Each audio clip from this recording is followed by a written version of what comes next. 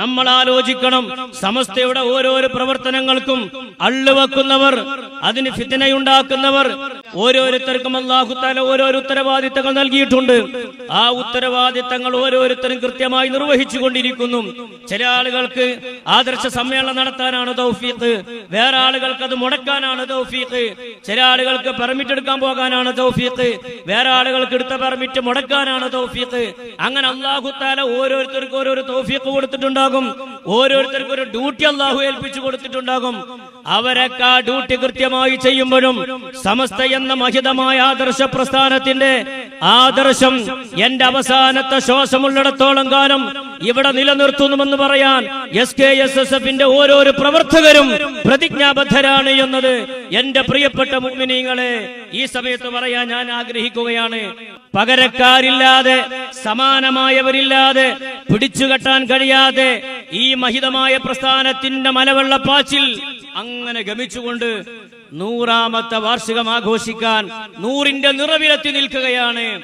അപ്പോഴാണ് കഴിഞ്ഞ ദിവസം ഇവിടെ പരിപാടി നടത്തിയവരും അതിന് മുമ്പത്തെ പ്രാവശ്യം ഇവിടെ പരിപാടി നടത്തിയവരുമായ മുജാഹിദുകളായ ആളുകൾ, അവരെ ഗ്രൂപ്പൊന്നും ഞാൻ ഇപ്പൊ ഈ സമയത്ത് ഇങ്ങനെ ടെസ്റ്റ് ചെയ്തിട്ട് ഇങ്ങനെ അത് ഞാൻ വേറെ വേറെ ഗ്രൂപ്പ് ആക്കുന്നില്ല.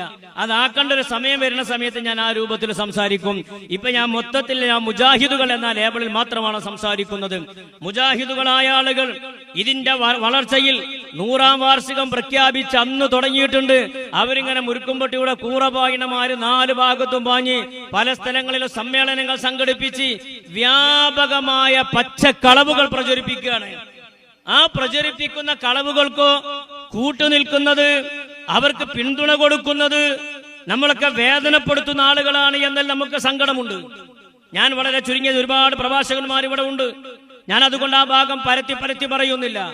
വിസ്റ്റം വിഭാഗത്തിന്റെ, ജിന്നി വിഭാഗത്തിന്റെ, അങ്ങനെ പറഞ്ഞാലാണ് എല്ലാവർക്കും വേഗം തിരിയാ. ജിന്നി വിഭാഗ മുജാഹിദിന്റെ നേതാവായ ഹുസൈൻ സലഫി ഏതാനും മാസങ്ങൾക്ക് മുമ്പ് നടത്തിയൊരു പ്രസംഗത്തിൽ അദ്ദേഹം പറയാണ്, സമസ്ത ആകെ പൊട്ടിപ്പൊളിഞ്ഞ് തകർന്നു പോയിട്ടുണ്ട്, ഒരുപാട് വിഭാഗങ്ങളായി പിരിഞ്ഞിട്ടുണ്ട് എന്നാണ് തന്റെ മുമ്പിലിരുന്നവരോട് അദ്ദേഹം പറഞ്ഞിട്ടുള്ളത്. അദ്ദേഹത്തിന്റെ ആ സംസാരം അദ്ദേഹം ഒന്ന് പറയട്ടെ. എന്നിട്ട് അതിനനുസരിച്ച് അദ്ദേഹം മറ്റൊരു ഞാൻ ഷർഹുമായിട്ട് കുറച്ചേരം ഇങ്ങനെയാണ് പോകാം. സമസ്ത ഒക്കപ്പാടെയല്ല, സമസ്ത ഒരുപാട് ഗ്രൂപ്പുകളുണ്ട്. സമസ്ത എന്ന് പറഞ്ഞാൽ പൊട്ടിപ്പൊളിഞ്ഞ് സ്റ്റേജിൽ നിന്ന് 10-15 മിനിറ്റ് കൊണ്ട് എണ്ണിയാൽ തീരാത്തത്ര ഗ്രൂപ്പുകളാണ് സമസ്ത. കണ്ടോ നിങ്ങൾ? അയാളൊരു പൂതി ആലോചിച്ച് നോക്കി നിങ്ങള്. സമസ്ത പൊട്ടിപ്പൊളിഞ്ഞ് എണ്ണിയാ തീരാത്തത്ര ഗ്രൂപ്പായിക്കണ്. അവനാന്റെ ഗ്രൂപ്പിനെ പറ്റിയാണ് ഈ പറയണത് എന്നുള്ള യാതൊരു ബോധം അദ്ദേഹത്തിനില്ല. സമസ്ത എവിടെയാണ് പൊട്ടിപ്പിളർന്നത്? അയാൾ ഒരുപാട് ഗ്രൂപ്പ് എണ്ണുന്നുണ്ട്. അതാണ് അതിലേറെ വലിയ രസം. അയാളൊന്ന് എണ്ണട്ടെ. സമസ്ത EK, സമസ്ത AP, ആന സമസ്ത, അതേപോലെ തന്നെ എല്ലാവിധത്തിലും ഇനി അങ്ങോട്ട് എണ്ണിയാൽ ഒരുപാട് കൊണ്ടോട്ടി സമസ്ത. അത് നമ്മൾ ആദ്യമായിട്ട് കേൾക്കുകയാണ് അങ്ങനെ ഒരു സമസ്ത, കൊണ്ടോട്ടി സമസ്ത. അങ്ങനെയാണെങ്കിൽ കേരളത്തിലെ ജില്ലയും താലൂക്കും പഞ്ചായത്തും വാർഡും എണ്ണുകയാണെങ്കിൽ ഇത് തീരൂല. അങ്ങനെ ഒരു സമസ്ത നമ്മളിവിടെ അടുത്ത ഇയാള് പറഞ്ഞപ്പോഴാണ് ഞാൻ കുറെ ആൾക്കാരോട് ചോദിച്ചു, എന്നാണ് രൂപീകരിച്ച അതിന്റെ പ്രസിഡന്റും സെക്രട്ടറിക്കാരാണ് കൊണ്ടോട്ടി സമസ്ത എന്നൊരു സമസ്ത. അടുത്തത് കൊരൂര് സമസ്ത. അങ്ങനെ ഒരു സമസ്ത ഇല്ല. കൊരൂര് എന്ന് പറഞ്ഞത് വേറെ വിഭാഗമാണ്. ഓല് മുസ്ലിങ്ങളാണോ അല്ലേ എന്നുള്ള ചർച്ചയൊക്കെ ഒന്നും ഞാൻ കടക്കണില്ല. അപ്പൊ കൊരൂര് സമസ്ത എന്ന് പറഞ്ഞ സമസ്ത ഇതിന്ന് പിരിഞ്ഞതാണ് എന്നാണ് ഇദ്ദേഹം പറയുന്നത്. ആലുന്തറ സമസ്ത. പലജാതി സമസ്തയിൽപ്പെട്ട സമസ്തയാണ് ആലുന്തറ സമസ്ത. ഞാനും ഒരുപാട് ആളുകളോട് ചോദിച്ചു അങ്ങനെ സമസ്തനെ പറ്റി ആർക്കും കേട്ടിട്ടില്ല. പക്ഷെ ഇയാൾ അറിഞ്ഞിട്ടുണ്ടല്ലോ അങ്ങനെ ഒരു സമസ്തയും കൂടി ഉണ്ട്. എന്നിട്ട് അതുപോലെ തന്നെ കുരുവട്ടൂര് സമസ്ത. ഉഷാറായി, വളരെ ഉഷാറായി. അങ്ങനെ ഒരു സമസ്ത, കുരുവട്ടൂരി സമസ്ത എന്നുള്ളൊരു സമസ്ത ഞാൻ ഇതുവരെ കേട്ടിട്ടില്ല. ഇയാൾക്ക് ഇത് എവിടുന്ന് കിട്ടിയെന്നറിയില്ല. കുരുവട്ടൂരി എന്ന് പറഞ്ഞ വിഭാഗം ഇവിടെ പ്രവർത്തിച്ചു കൊണ്ടിരിക്കുന്നുണ്ട്. ഞാൻ അതിലേക്ക് ഇപ്പൊ എന്റെ സംസാരം ഞാൻ കടന്നു പോകുന്നില്ല. അപ്പൊ കുരുവട്ടൂരി സമസ്ത എന്ന് പറയുന്ന വേറെ സമസ്ത കൂടി ഉണ്ട്. എന്നിട്ട് ഇങ്ങനെ അങ്ങോട്ട് എണ്ണിയാൽ അജ്മീർ തരീഖത്ത് സമസ്ത, വേറെ സമസ്ത, അജ്മീർ സമസ്ത. നിങ്ങൾ ഇതിങ്ങനെ കേൾക്കണോൽ എന്താ വിചാരിക്ക, ഇതിപ്പോ ഏതായാലും തട്ടി തകർന്ന് തരിപ്പണായി പോയി, ഇനി മുതൽ കൗക്കോലും കൂടി ഊരാല്ലാത്ത കോലത്തിലായി എന്നല്ലേ കേൾക്കണോര് മനസ്സിലാക്കുക. അപ്പൊ അത് അങ്ങനല്ല എന്ന് തിരുത്തി കൊടുക്കേണ്ട ബാധ്യത നമ്മളിലില്ലേ. അപ്പൊ അജ്മീർ സമസ്ത, പിന്നെ നക്ഷബന്ദി സമസ്ത, പിന്നുള്ളതൊരു നക്ഷബന്ദി സമസ്ത, വേറൊരു സമസ്ത. ഇങ്ങനെ എണ്ണിയാൽ തീരില്ല. അങ്ങനെ എണ്ണണ്ട. ഇങ്ങനെ എണ്ണിയപ്പോ ഖിയാമത്ത് നാളെ വരെ എണ്ണിയാ തീരുവോ? നാടായ നാടിലേക്ക് മുഴുവൻ നിസ്ബാക്കിയിട്ട് സമസ്ത എണ്ണിയാ തീരൂല. അപ്പൊ സത്യത്തിൽ എന്താ നിങ്ങള് നിങ്ങൾക്കുണ്ടായിട്ടുള്ള സഹിക്കാൻ കഴിയാത്ത കുയിന്ത് എന്നൊക്കെ നാടൻ ഭാഷയിൽ പറയുന്നതല്ല, കുയിന്ത് അതിവിടെ സഹിക്കാൻ കഴിയാതെ വരുമ്പോ ഇതിന്റെ വളർച്ചയും ആ 100-ാം വാർഷികമാണ് പ്രഖ്യാപിച്ചതോട് കൂടെയാണ് ഇവിടെ ഏർവാടി കൊണ്ടുപോയ ഭ്രാന്തന്മാരമാര് അളകാൻ തുടങ്ങിയത്, ഇതിന് 100-ാം വാർഷികം പ്രഖ്യാപിച്ചപ്പം. എന്നാൽ നിങ്ങളുടെ അവസ്ഥ എന്താ നിങ്ങൾ ആലോചിച്ചിട്ടുണ്ടോ? മുജാഹിദ് പ്രസ്ഥാനം കേരളത്തിന്റെ മണ്ണിൽ ഇവിടെ 2-3 പരിപാടി വെച്ചു. ഈ വെച്ചോലൊക്കെ ഒരു ഗ്രൂപ്പല്ല, എല്ലാവർക്കും ഉള്ളതൊരു ഖുർആൻ തന്നെയാണ്, എല്ലാവർക്കും ഉള്ളതൊരു തൗഹീദാണ്, എല്ലാവർക്കും ഉള്ളതൊരു ഹദീസാണ്. എന്നാൽ സമസ്ത കേരള ജംഇയ്യത്തുൽ ഉലമയുടെ പേരിൽ 1-2 ആളുകൾ മാറി നിൽക്കുന്നുണ്ടെങ്കിൽ, മാറി പ്രവർത്തിക്കുന്നുണ്ടെങ്കിൽ, ആദർശത്തിലോ വിശ്വാസത്തിലോ തൗഹീദിലോ കർമ്മങ്ങളിലോ തർക്കമില്ല, സംഘടനാപരമായ തർക്കങ്ങൾ ഉണ്ടാകും. ഞങ്ങൾ അങ്ങനല്ലല്ലോ. KNM മുജാഹിദാണ്, കാഫിറാണെന്നാണ് വിഷ്ടക്കാര് പറയണത്, വിഷ്ടക്കാര് കാഫിറാണെന്നാണ് KNM പറയണത്. നിങ്ങളെ കൂട്ടത്തിൽ ഏതൊക്കെ ഗ്രൂപ്പാണുള്ളത്? ഒന്ന് KNM മുജാഹിദ്. ആ KNM മുജാഹിദ് തന്നെ ഇപ്പൊ പുകഞ്ഞോണ്ടിക്കാണ്, എപ്പോഴാണിത് പുറത്തിയാടുക എന്ന് പറയാൻ പറ്റൂല. രണ്ടാമത്തത് മർക്കസു ദഅവ മുജാഹിദ്. പെന്നും കടലാസും ഉണ്ടെങ്കിൽ എഴുതിക്കോളി, നിങ്ങളെ ഗ്രൂപ്പിന്റെ എണ്ണം ഞാൻ പറയണത്. മർക്കസു ദഅവ മുജാഹിദ്. പിന്നൊന്നുള്ളത് ജിന്ന് മുജാഹിദ്. അതിന് വിഷ്ടം എന്നുള്ള പേരിലാണ് ഇന്നിപ്പോ അത് പ്രവർത്തിച്ചു കൊണ്ടിരിക്കുന്നത്, ജിന്ന് മുജാഹിദ്. അതിന്റെ നേതാവാണ് ഈ പറഞ്ഞ ഹുസൈൻ സലഫി. പിന്നെയുള്ളത് ഈ വിഷ്ടം തന്നെ 2 തരത്തിലുണ്ട്. അങ്ങനെയാണ്, ജിസ്മാനി എന്നൊക്കെ എനിക്ക് കിതാബ് ഓതുമ്പം കാണുമല്ലോ. ആ വിസ്റ്റം ഗ്രൂപ്പ് തന്നെ 2 തരത്തിലാണ്. വല്ലാതെ കാലം കഴിയുന്നതിന് മുമ്പ് അവർ തന്നെ 2 ചേരിയായി 2 ഭാഗമായി പ്രവർത്തിക്കാനിരിക്കുകയാണ്. എന്നാണ് ആ പ്രസവം നടക്കുക എന്ന് നമുക്ക് നോക്കിക്കാണാവുന്നതാണ്. അപ്പൊ ഏതായാലും വിസ്റ്റം മുജാഹിദ് എന്ന് പറഞ്ഞിട്ട് മറ്റൊരു വിഭാഗം. അതുപോലെ തന്നെ സക്കരിയ സ്വലാഹിയുടെ ഹയാത്ത് കാലത്ത് സക്കരിയ സ്വലാഹിയുടെ നേതൃത്വത്തിൽ മുജാഹിദ് ഉണ്ടായിരുന്നു. ഇന്നത് അമീർ ഒതുക്കുങ്ങൾ കൊണ്ട് നടക്കുന്ന ഒതുക്കുങ്ങൽ മുജാഹിദ് എന്ന് പറഞ്ഞൊരു മുജാഹിദ് ഉണ്ട്. അത് നിങ്ങളെ സമസ്തന്യമായിരിക്കത്തെ മുജാഹിദല്ല. സുബൈർ മങ്കടയുടെ പേരിൽ അറിയപ്പെടുന്ന അദ്ദേഹത്തിന് മനസ്സിലായ ആദർശങ്ങളുമായി കൊണ്ട് നടക്കുന്ന ഒരു മുജാഹിദ് ഉണ്ട്. അതുപോലെ തന്നെ ദമ്മാജ് സലഫിസം എന്നൊരു മുജാഹിദ് ഉണ്ട്. മലയാളത്തിൽ പറയുകയാണെങ്കിൽ ആട് സലഫിസം എന്നാണ് അതിന് പറയാം. അല്ല, അങ്ങനത്തെ ഒരു മുജാഹിദും കൂടെ ഉണ്ട്, ആട് സലഫിസം എന്നാണ് അതിന് പറയാം. എന്താണത് പറയാൻ കാരണം എന്ന് പറയുന്നത്? ഭയങ്കര രസമാണ് ദമ്മാജ് സലഫിസം. അതൊക്കെ തുറന്നു പറയാനുള്ള സമയം വളരെ ചുരുക്കായതുകൊണ്ട് ഞാൻ അതിലേക്ക് കടക്കുന്നില്ല. എന്താണ് ദമ്മാജ് സലഫിസം? നബി തങ്ങൾ കാറിൽ കയറിയിട്ടില്ല, അതുകൊണ്ട് കാറിൽ കയറൽ ബിദ്അത്താണ്. നബി ബസ്സിൽ കയറിയിട്ടില്ല, അതുകൊണ്ട് ബസ്സിൽ കയറൽ ബിദ്അത്താണ്. നബി തങ്ങൾ പിന്നെ യാത്ര ചെയ്തിട്ടില്ലേ? യാത്ര ചെയ്തിട്ടുണ്ട്. എങ്ങനെ യാത്ര ചെയ്തത്? ഒട്ടകപ്പുറത്തും കുതിരപ്പുറത്തും കഴുതപ്പുറത്തുമാണ് യാത്ര ചെയ്തത്. അതുകൊണ്ട് ആ വാഹനങ്ങളിൽ മാത്രമേ യാത്ര ചെയ്യാവൂ. അതല്ല വിമാനം, ട്രെയിന്, ബസ്, കാറ് പോലെയുള്ള വാഹനങ്ങളിൽ യാത്ര ചെയ്യല് ബിദ്അത്താണെന്നാണ് ദമ്മാജ് സലഫികളുടെ വാദം. മാത്രമല്ല സർക്കാർ ജോലി ബിദ്അത്താണ്. എന്തേ? റസൂലുള്ളാഹി സർക്കാർ ജോലി ചെയ്തിട്ടില്ല. അതിനാണ് തൗഹീദ് തരിപ്പ് പോകുക എന്നാണ് അതിന് പറയാം. ദമ്മാജ് സലഫിസം. അങ്ങനെ ഇവരിങ്ങനെ കൂടിയാലോചിച്ച് പിന്നെ റസൂലുള്ളാഹി ചെയ്തൊരു ജോലിയുള്ളത് ആട് നോക്കലാണ്. ആട് നോക്കാൻ ഇപ്പൊ നമ്മളെ നാട്ടിൽ 100-200 ആട് വാങ്ങി നോക്കിയാൽ പറ്റുമോ? പറ്റൂല. അതേ കാരണം മലയും കുന്നും പാടമുള്ള സ്ഥലത്ത് നബി ആട് നോക്കിയിട്ടില്ല. അങ്ങനെ അവിടുന്ന് ആട് നോക്കൽ അതും ബിദ്അത്താണ്. അതേ കാരണം നബി ചെയ്യാത്തത് ചെയ്യണതൊക്കെ ബിദ്അത്താണ്. എന്നാ ഇപ്പൊ എന്താ ചെയ്യേണ്ടത്? അങ്ങനെ നമ്മൾ മരുഭൂമി കണ്ടു പോവുക. എന്നാ അപ്പൊ എല്ലാ സുന്നത്തും ഒപ്പം ഹോൾസെയിൽ ആയിട്ട് എടുക്കാൻ കഴിയുമല്ലോ എന്ന് കരുതിയിട്ട് കുറെ ആൾക്കാർ ഇവിടുന്ന് വിദേശത്തേക്ക് പോയി. ഇന്ന് ആട് നോക്കും ചെയ്യാം, ഒട്ടകപ്പുറത്ത് യാത്ര ചെയ്യും ചെയ്യാം. റസൂലുള്ളാഹിന്റെ സുന്നത്ത് ഒരു കണ്ടം പോലും കൊഴിഞ്ഞാടാതെ കൊണ്ടെടുക്കാന്ന് കരുതി അങ്ങനെ ഞാൻ നേരത്തെ പറഞ്ഞതുപോലെ തൗഹീദ് തരിപ്പ് പോയിട്ട് വിദേശത്തേക്ക് പോയവരാണ് ദമ്മാജ് സലഫികൾ, ആട് സലഫികൾ. എണ്ണിക്കൂടി. അതിനുശേഷം മറ്റൊന്നുണ്ട്, CD ടവർ മുജാഹിദ്. ഇപ്പൊ അതിന്റെ ചർച്ച നടന്നുകൊണ്ടിരിക്കുകയാണ്. കഴിഞ്ഞ ദിവസത്തിൽ പുളിക്കൽ 2-3 ഖണ്ഡനം കഴിഞ്ഞു. അതുപോലെ പരപ്പനങ്ങാടിൽ 5 ഖണ്ഡനം കഴിഞ്ഞു. കൊല്ലത്ത് ഇപ്പൊ അങ്ങോട്ടും ഇങ്ങോട്ടും അടി നടന്നുകൊണ്ടിരിക്കുകയാണ്. അതിൽപ്പെട്ട ഒരു മുജാഹിദാണ് CD ടവർ മുജാഹിദ്. ഞാൻ അതൊക്കെ മത്തിനു മാത്രം പറയണത്. ആവശ്യം വന്നാൽ അതിന്റെ ഓരോന്നിന്റെ ശറഹ് ഇൻഷാ അല്ലാഹ് നമ്മൾ പറയും. അത് കഴിഞ്ഞിട്ടില്ല. അതിന്റെ ശേഷമുള്ളതാണ് ചെറുവാട് മുജാഹിദ്.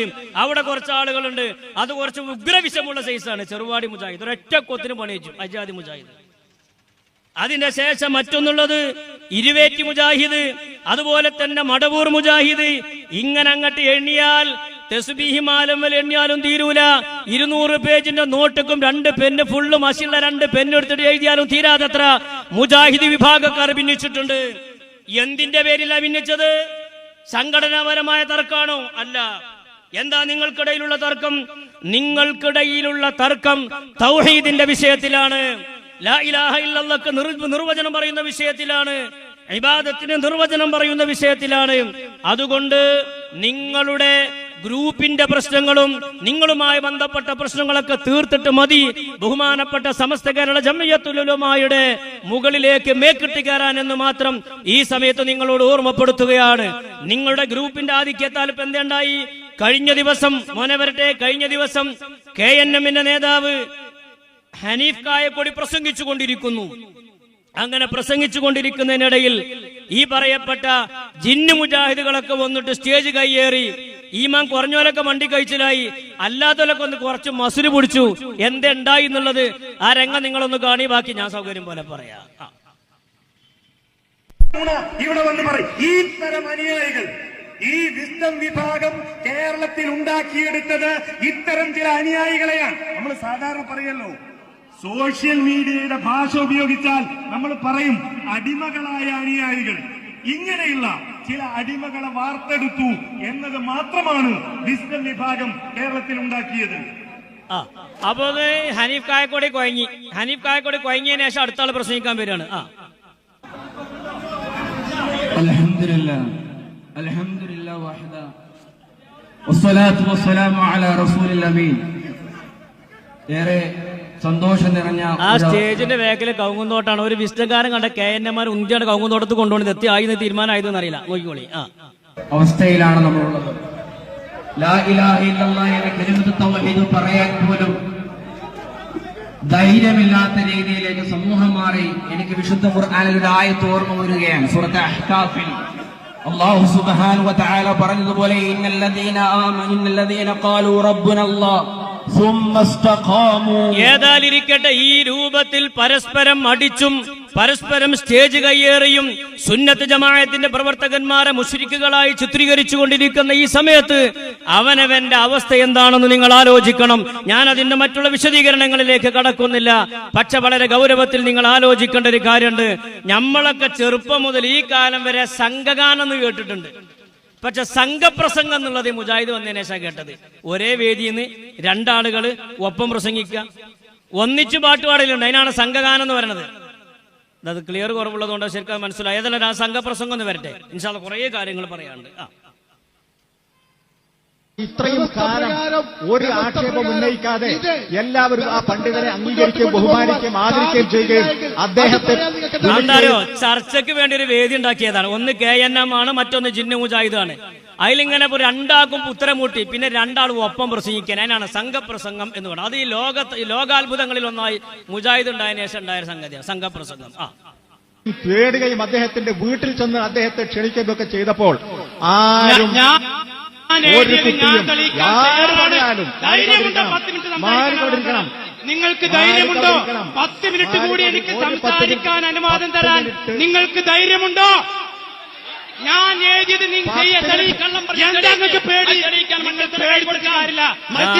കാസാലെ മുറുക്കി പിടിച്ചോൾ. തൗഹീദാണ് ആ പൊട്ടിയത്. ഉളുപ്പുണ്ടോന്ന് ഞാൻ ചോദിക്കണില്ല. ഈ നിലക്ക് ഒരു സ്റ്റേജിൽ രണ്ട് മൈക്കച്ച് രണ്ടാൾ ഒപ്പം സംഘപ്രസംഗം നടത്തുക. ഇക്കഴിഞ്ഞ ദിവസത്തിലാണ് സ്റ്റേജ് കയ്യേറി പ്രസംഗം നടത്തിയത്. എണ്ണിയാ തീരാത്ത ഗ്രൂപ്പുമായിട്ട് നടക്കുക. എന്നിട്ട് 100-ാം വാർഷികം ആഘോഷിച്ചുകൊണ്ടിരിക്കുന്ന സമസ്ത കേരള ജംഇയ്യത്തുൽ ഉലമായുടെ മേൽ കുതിര കയറ്. കാല് തീരല്ലാത്തവനും മുട്ടുംകാലില്ലാത്തവനും എന്തിനു പരിഹസിക്കണം? അതുകൊണ്ട് ഈ മഹിതമായ പ്രസ്ഥാനത്തിന്റെ ഈ സത്യമായ പ്രസ്ഥാനത്തിന്റെ മുന്നോട്ടുള്ള ഗമനത്തിന് എന്തൊക്കെ സപ്പോർട്ട് ചെയ്യാൻ പറ്റുമെങ്കിൽ അതൊക്കെ ചെയ്യാന്നല്ലാതെ ഈ സമയത്ത് സമസ്ത കേരള ജംഇയ്യത്തുൽ ഉലമായുടെ മുകളിൽ കുതിര കയറുക എന്നത് ഒരിക്കലും ഭൂഷണമായ കാര്യമല്ല. സമസ്ത കേരള ജംഇയ്യത്തുൽ ഉലമ 100-ാം വാർഷികത്തിലേക്ക് അടുത്തുകൊണ്ടിരിക്കുമ്പം ഞാൻ പ്രധാനപ്പെട്ട ഒരു കാര്യം ഓർമ്മപ്പെടുത്തു കൊടുക്കുകയാണ്.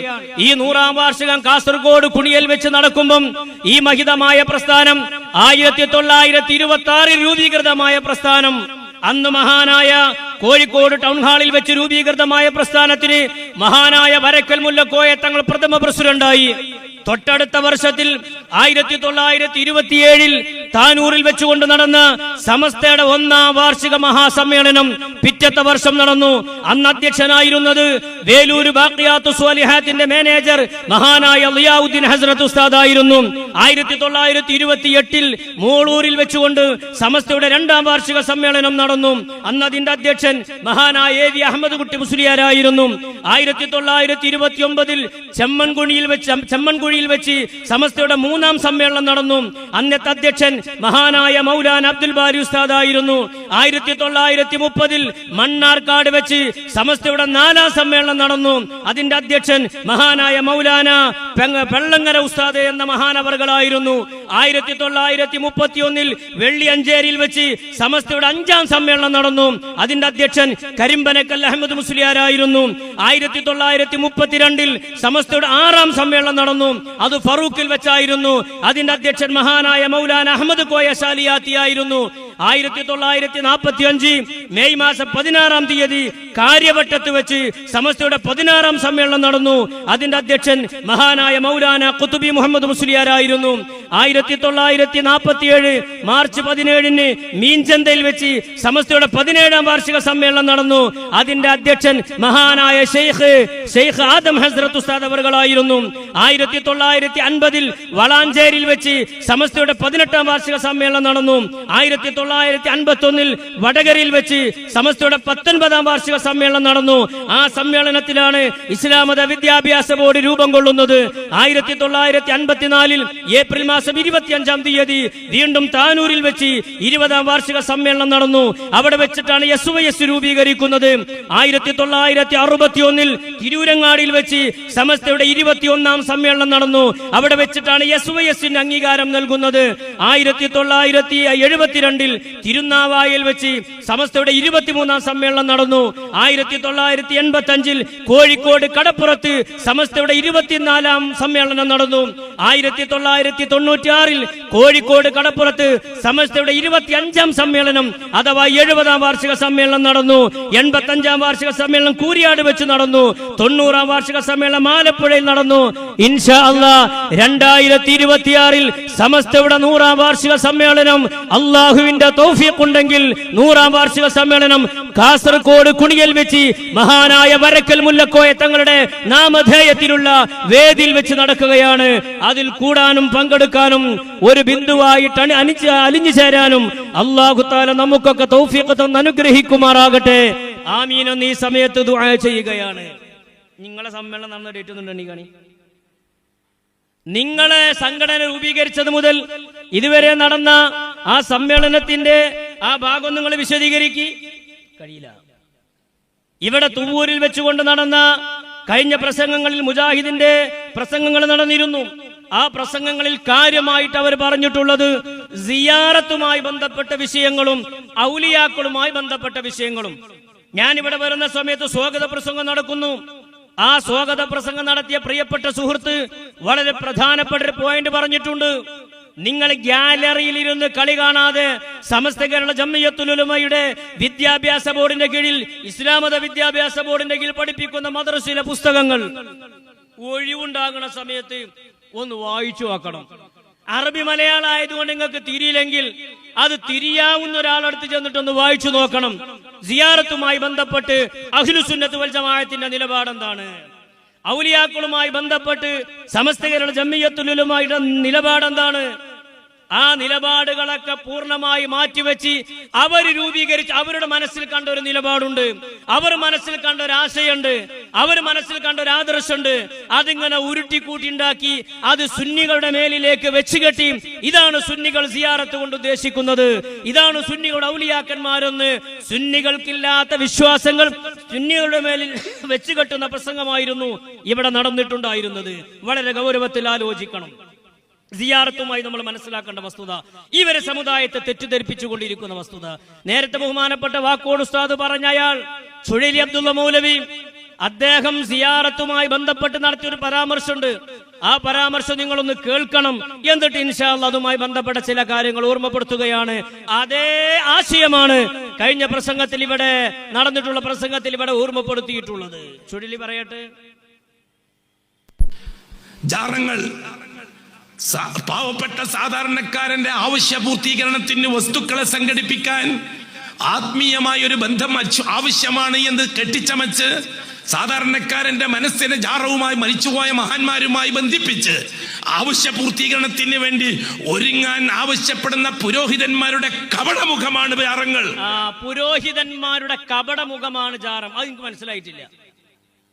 ജാറവും പുരോഹിതന്മാരുടെ കപടമുഖവും എങ്ങനെ ബന്ധപ്പെട്ടിരിക്കുന്നു? ബാക്കി പറയട്ടെ. അള്ളാഹുവിനെ നിഷേധിക്കലാണ്, അള്ളാഹുവിനെ കുഫ്ർ ചെയ്യലാണ് ജാറം. എന്താണ് ആ പറഞ്ഞത്? ജാറം എന്ന് പറയുന്നത് അള്ളാഹുവിനെ നിഷേധിക്കലാണ്, അള്ളാഹുവിനെ കുഫ്ർ ചെയ്യലാണ്. വലക്കും പാന്തി വെച്ചുട്ടിയായി ഒരു നിലക്കൂക്കണില്ല. മഹാരഥന്മാർ മറപെട്ട് കിടക്കുന്ന ജാറം എന്ന് പറയുന്ന മഖ്ബറ എന്ന് പറയുന്ന ആ ശ്രേഷ്ഠമായ സ്ഥലം ഏതടിസ്ഥാനത്തിലാണ് അത് കുഫ്റാകുന്നത്? ഏതടിസ്ഥാനത്തിലാണ് മഖ്ബറയിൽ പോകുന്നവൻ മുശ്രിക്കാകുന്നത്? തൊള്ളക്ക് നികുതി കൊടുക്കണ്ടെന്ന് കരുതി എന്തെങ്കിലും പറയാമോ? അങ്ങനെയാണെങ്കിൽ ലോകത്ത് ആരാണ് ഇവിടെ മുസ്ലിമായിട്ട് ആരാണുള്ളത്? എന്താണ് മഖ്ബറയിൽ നടക്കുന്നതെന്നും എന്താണ് സിയാറത്തിൽ നടക്കുന്നതെന്നും നിങ്ങൾ എന്തൊക്കെയോ ധരിച്ചു വെച്ച് അതിന്റെ അടിസ്ഥാനത്തിൽ സുന്നികളെ മുശ്രിക്കാക്കുകയോ? ഇത് വളരെ വലിയ അപകടമാണ്. ബാക്കിയുടെ അദ്ദേഹം പറയട്ടെ. ഒരുത്തൻ ജാറത്തിൽ ചെന്നിട്ട് തങ്ങളെ എന്ന് വിളിച്ചാൽ അവൻ കാഫിറാണ്. നിങ്ങൾ എത്ര വയസ്സായിട്ടുണ്ടായക്ക്? നിങ്ങളൊന്ന് ആലോചിച്ച് നോക്കി. ആ താടിയൊന്നും നരച്ചത് വെയിലുകൊണ്ടിട്ടല്ലോ. മഖ്ബറയിൽ ചെന്ന് ആ മഖ്ബറയിൽ കിടക്കുന്ന മഹാനവറുകളെ വിളിച്ചാൽ അയാൾ ആ സമയത്ത് കാഫിറാകും. അപ്പൊ എന്താണ് ഇവര് സിയാറത്തോട് മനസ്സിലാക്കിയത്? സിയാറത്ത് എന്ന് പറഞ്ഞാൽ എന്താണ് ഇവര് മനസ്സിലാക്കിയത്? അത് ഞാൻ വിശദീകരിക്കില്ല. ഇൻഷാ അല്ലാഹ് ഹുസൈൻ സലഫി തന്നെ അത് പറയും. ആ വിഷയത്തിൽ തന്നെ ഇവർ 2-3 നിലപാടുകാരാണ്.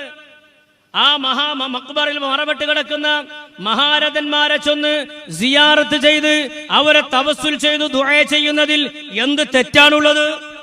അതിന്റെ അടിസ്ഥാനത്തിൽ ശിർക്കാരോപണവും കുഫ്രാരോപണം നടത്തുന്നത് ഏതടിസ്ഥാനത്തിലാണ്? ഏത് ആയത്തിന്റെ അടിസ്ഥാനത്തിലാണ്? ഏത് ഹദീസിന്റെ അടിസ്ഥാനത്തിലാണ്?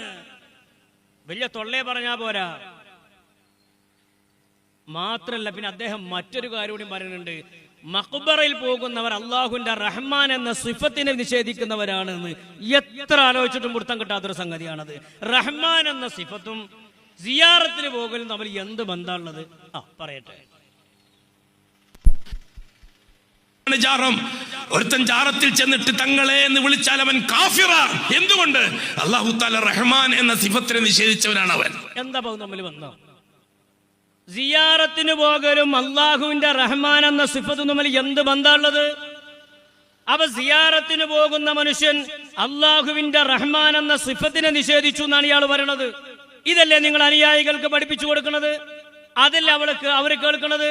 അതുകൊണ്ടാണ് നമ്മൾ പറയുന്നത്, ഇസ്ലാം മത വിദ്യാഭ്യാസ ബോർഡിന്റെ മദ്രസകൾ പഠിപ്പിക്കുന്ന പുസ്തകങ്ങൾ, 2ാം ക്ലാസ് മുതലുള്ള പുസ്തകങ്ങൾ സൗകര്യപ്പെടുന്ന സമയത്ത് നിങ്ങളത് സംഘടിപ്പിച്ച് നിങ്ങളതൊന്ന് വായിച്ചു നോക്കി സുന്നികൾക്കെതിരെ നിങ്ങൾ നടത്തുന്ന ആരോപണങ്ങൾ കള്ളപ്രചരണമാണെന്ന് നിങ്ങൾക്ക് ബോധ്യപ്പെടാൻ അത് തന്നെ ഏറെ മതിയാകും. സാധാരണമായിട്ട് പറയണം, എന്റെ പ്രിയപ്പെട്ട സഹോദരന്മാരെ, നമ്മുടെ പ്രവർത്തകന്മാർ നിങ്ങളെ സമീപിക്കുകയാണ്. നമുക്ക് ബൈത്തു സക്കാത്തും ഒന്നും നമുക്കില്ല. കഴിഞ്ഞത് സക്കാത്ത് വാങ്ങിച്ചാണ്ട് അതിന്റെ ബാക്കി എടുത്തുവെച്ചൊന്നും നമുക്കില്ല. നമുക്ക് ഇങ്ങനത്തെ പരിപാടി കൊണ്ട് മാത്രമേ നമ്മളെ കാര്യങ്ങളൊക്കെ നടക്കുള്ളൂ. അപ്പൊ സംഘാടകർ നിങ്ങളുടെ അടുത്തേക്ക് വരും. നന്നായി നിങ്ങൾ സഹായിക്കണം. ഇതിന്റെ പേരിലൊരു ബാധ്യത നമ്മുടെ പ്രിയപ്പെട്ട മക്കൾക്കുണ്ടാകരുത്. ആത്മാർത്ഥമായി നിങ്ങൾ ഓരോരുത്തരും ഈ പരിപാടി ഏറ്റെടുത്തിട്ട് കഴിവിന്റെ പരമാവധി നിങ്ങൾ സഹായിക്കണമെന്ന് ഈ സമയത്ത് ഓർമ്മപ്പെടുത്തുകയാണ്. ഞാൻ ആ ഭാഗത്തേക്ക് കടക്കുന്നില്ല. ഏതായാലിരിക്കട്ടെ, അങ്ങനെ സിയാറത്തിനെയും ഖബറിനെയും ഖബർ കെട്ടിപ്പൊക്കലിനെയും ഖബറിൽ കുമ്മായമടിക്കലിനെയും ഖബറിൽ സിമന്റ് ഇടുന്നതിനെയും നിശിതമായി വിമർശിക്കുന്നെങ്കിൽ സ്ക്രീനിൽ നോക്കിയാൽ നിങ്ങൾക്കൊരു ഖബർ കാണാം. അതാരെ ഖബറാന്ന് പറയുന്നത്? മുജാഹിദുകൾ ഷെയ്ഖുൽ ഇസ്ലാം എന്ന് പരിചയപ്പെടുത്തിയ ഇബ്നു തീമിയയുടെ ഖബറാണ്. ഇബ്നു തീമിയയുടെ ഖബർ ഈ രൂപത്തിൽ ഇന്നും അവിടെ നിലനിൽക്കുന്നുണ്ട്. മാത്രമല്ല, അവിടെ വരുന്ന വരുമാനത്തിന് വേണ്ടി ഇബ്നു തീമിയയുടെ കുടുംബങ്ങൾ കലഹം നടത്തിയിട്ടുണ്ട്. അറിയോ നിങ്ങൾക്ക്? മാത്രമല്ല, ഈ രൂപത്തിൽ അവിടേക്ക് അവർ സന്ദർശനം നടത്താറുണ്ട്. നമ്മൾ പറയുമ്പോ സിയാറത്ത് എന്ന് പറയും, ഓല് പറയുമ്പോ സന്ദർശനം എന്ന് പറയും. പണ്ട് ജമാഅത്തുകാർ പറഞ്ഞ മാതിരി നമ്മൾ പറയും എന്റെ തന്തന്റെ തലാന്ന്, ജമാഅത്തുകാർ പറയും എന്റെ പിതാവിന്റെ ശിരസ് അറിയും. സംഗതി രണ്ടും ഒന്ന് തന്നെയാണ്. അപ്പൊ നമ്മൾ പോകുമ്പോ സിയാറത്തിനെന്ന് പറയും, ഓല് പറയുമ്പോ സന്ദർശനത്തിനെന്ന് പറയും. ഇനി ഒന്ന് ഇംഗ്ലീഷീകരിക്കുകയാണെങ്കിൽ വിസിറ്റിന് എന്ന് പറയും സംഗതി ഒക്കെ ഒന്ന് തന്നെയാണ്. എന്നാൽ ഖബർ സിയാറത്ത് കൊണ്ട് സുന്നികൾ എന്താണ് ഉദ്ദേശിക്കുന്നതെന്ന് ഹുസൈൻ സലഫി തന്നെ പറയട്ടെ. ഇവിടെ പ്രസംഗിച്ച ആൾക്കും ചുഴലി അബ്ദുള്ള മൗലവിക്കും ആ ഹുസൈൻ സലഫിയുടെ നല്ല ബോധമുള്ള സമയത്ത് നടത്തിയൊരു പ്രസംഗമുണ്ട്. ആ പ്രസംഗം നിങ്ങളൊന്ന് കേൾക്കി. സിയാറത്ത് എന്ന് പറഞ്ഞാൽ അതേ സന്ദർശനം എന്നല്ലേ അതിന്റെ അർത്ഥം? അതന്നെയാണ് അതിന്റെ അർത്ഥം. അത്ര അവിടെ നിന്നാ മതി. അതിന്റെ അർത്ഥം തന്നെയാണ് സിയാറത്ത് എന്ന് പറഞ്ഞാൽ സന്ദർശനം. എന്തൊരു മട്ടാണ്, കാണുമ്പോ സർവ്വത്താങ്ങിത്തരാം. ഇങ്ങനെ മട്ടം പോലെ പറഞ്ഞാൽ എന്തൊരു ചേലുണ്ട്. ബാക്കി നമ്മുടെ കുടുംബത്തിൽ എന്തോ അല്ലാത്തവരായിട്ടോ ധാരാളം ആളുകൾ മരണപ്പെട്ട് കിടക്കുന്നില്ലേ, മക്ബറകളിൽ കിടക്കുന്നില്ലേ? ഇടക്കിടക്ക് ആ ഖബറുകളൊന്ന് പോയി കണ്ടുകൂടെ? ഇപ്പൊ ആർക്കാ പിരാന്ത്? ഇപ്പൊ നമ്മളോട് പറയാണ് നിങ്ങളെ കുടുംബത്തൊന്നും അല്ലാത്തവരും, അല്ലാത്തവരാണ് നമുക്ക് മനസ്സിലാകുന്നത്, അത് മഹാന്മാരായിരിക്കും. ആ മരിച്ചുപോയി ഖബറുകളിൽ കിടക്കുന്നവരെ നിങ്ങൾക്കൊന്ന് സിയാറത്ത് ചെയ്തുകൂടെ എന്നാണ് അദ്ദേഹം ചോദിക്കുന്നത്. ആ സിയാറത്ത് തന്നെയാണ് ഞങ്ങളും നടത്താറുള്ളത്. അവിടെ ഖബറാരാധനയല്ല, ആരാധന വേറെ, ആദരവ് വേറെ. അത് തിരിച്ചറിയാൻ കഴിയണം. തെങ്ങിനും പനക്കും കൗങ്ങനും ഒരേ തളപ്പായാൽ കമ്പനി പെയിന്റാണ് പോകും. കൗങ്ങനാകുമ്പോ ചെറിയ തളപ്പ്, തെങ്ങിനാകുമ്പോ അതിനേക്കാളും കുറച്ചുകൂടി വലുപ്പമുള്ളത്, പനമ്മക്കാകുമ്പോ വലിയ തളപ്പ്. അതിനനുസരിച്ചാണ് തളപ്പ് കെട്ടേണ്ടത്.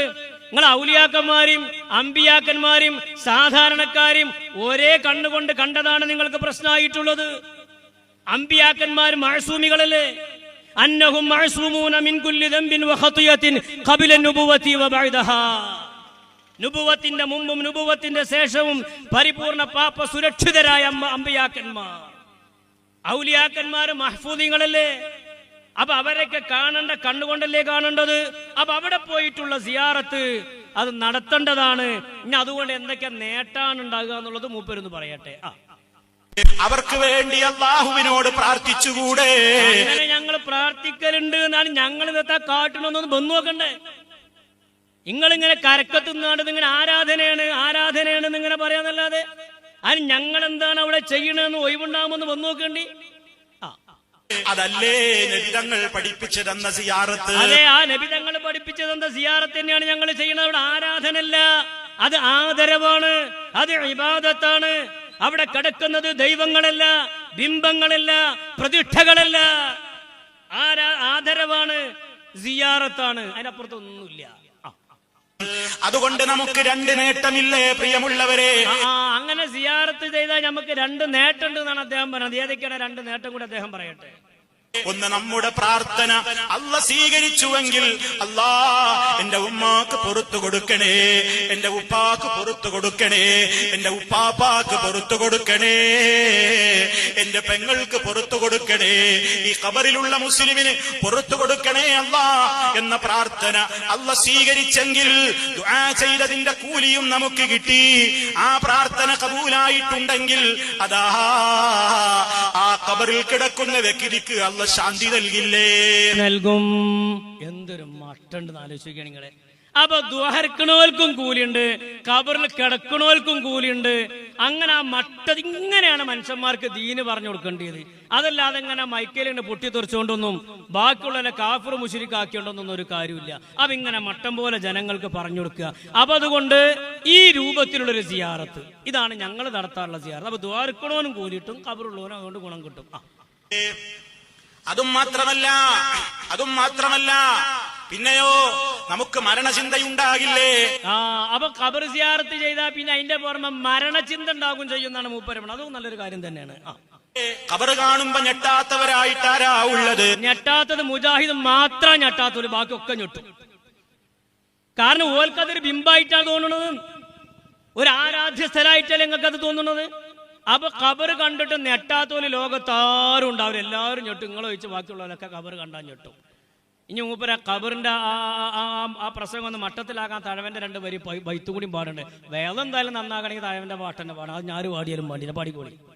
ഖബറെന്നു കേട്ടാൽ തൽക്ഷണം ഞെട്ടേണ്ടതാ, കണ്ടാലുടൻ വാവിട്ടു നീ കരയേണ്ടതാ.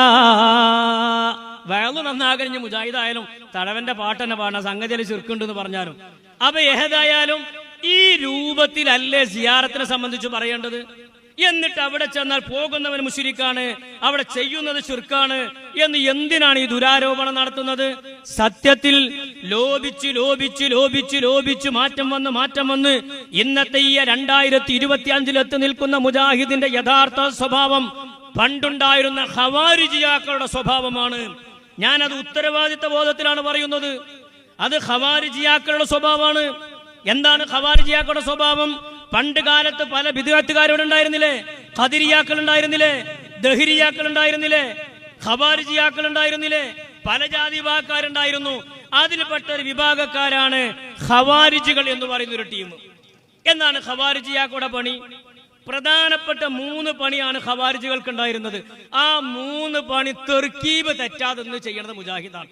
അത് ഏത് ഗ്രൂപ്പായാലും ശരി, ഏത് ഇനീഷ്യലിന്റെ പേരിൽ അറിയപ്പെട്ടാലും ശരി. ഏതാണ് ഖവാരിജിയാക്കളുടെ 3 സ്വഭാവം?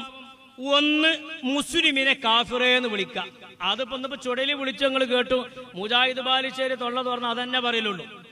2, മുശ്രിക്കുകൾക്ക് മേലിൽ ഇറങ്ങിയ ആയത്തുകൾ മുസ്ലിമീങ്ങളുടെ മേലിൽ ചാർത്തുക.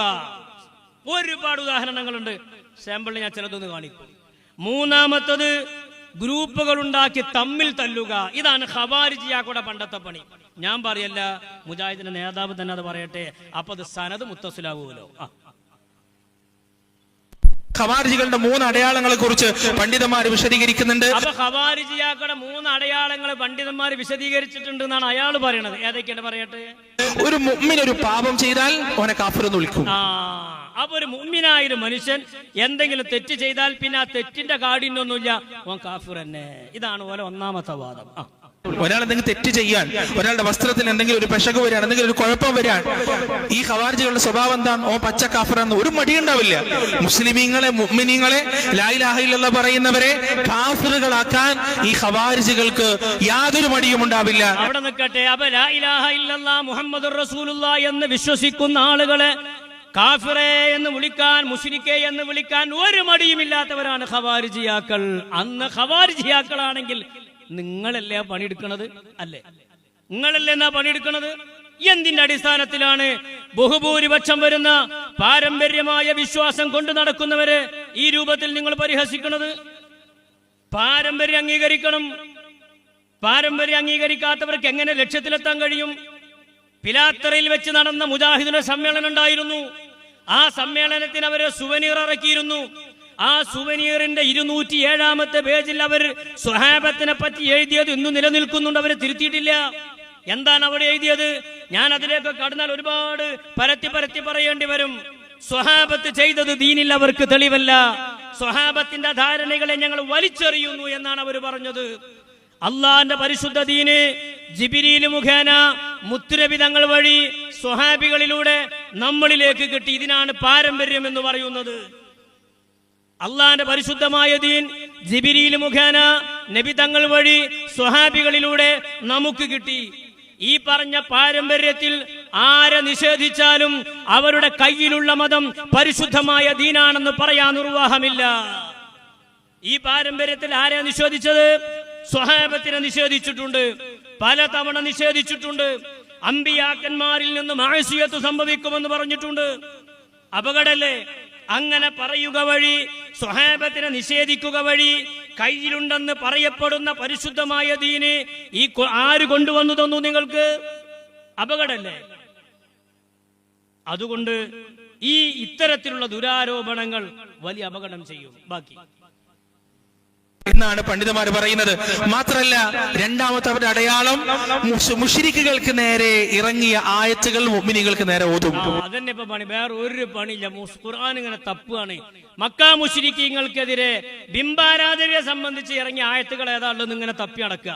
എന്നിട്ട് ആ ആയത്ത് ഓതുക, സുഞ്ഞാളെ മേലെ ചാർത്തുക. ആ ആയത്ത് ഓതുക, സുഞ്ഞാളെ അക്കൗണ്ടിക്ക് വരവെക്കുക. അതാണ് ഇപ്പം കാര്യമായിട്ട് നടന്നുകൊണ്ടിരിക്കുന്നത്. ഞാൻ ചില ഉദാഹരണങ്ങൾ നിങ്ങളെ കേൾപ്പിക്കും.